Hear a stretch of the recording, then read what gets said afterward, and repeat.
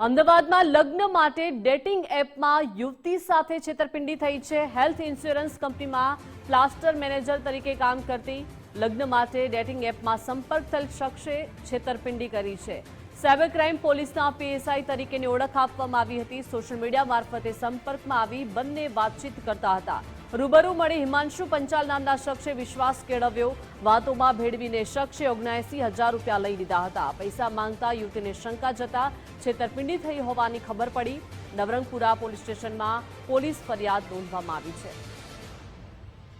તો અમદાવાદમાં લગ્ન માટે ડેટિંગ એપનો ઉપયોગ કરવો યુવતી માટે ભારે પડ્યો છે, કેમ કે લગ્ન માટે ડેટિંગ એપનો ઉપયોગ આ યુવતીએ કર્યો। એક શખ્સ સાથે તેઓએ વાતચીત કરી છે અને આ શખ્સે 79,000 રૂપિયા પડાવી લીધા છે।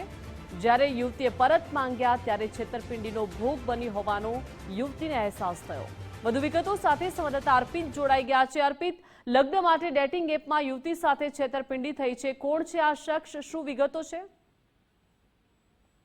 એક યુવતી છે, હેલ્થ ઇન્સ્યોરન્સ સેક્ટર સાથે સંકળાયેલ એક કંપની છે, એમાં કામ કરે છે। એને લગ્ન કરવાના હતા એટલે ડેટિંગ એપ પર એને લોગિન કર્યું અને એક વ્યક્તિનો સંપર્ક થયો। એ સંપર્ક થયા પછી એની સાથે મુલાકાત થઈ, સોશિયલ મીડિયા પર વાતચીત થઈ હતી અને રૂબરૂ મળ્યા પછી એક વ્યક્તિ હતો, એ વ્યક્તિ મળ્યા બાદ એને પૈસાની માંગણી કરી। ભાવનાત્મક વાતોમાં એને ફસાવી હતી અને ₹80,000ની રકમ લઈ લીધી હતી। જે બાદ ફરી એકવાર ઉપરાઉપરી પૈસાની માંગણી કરવા લાગ્યો યુવક।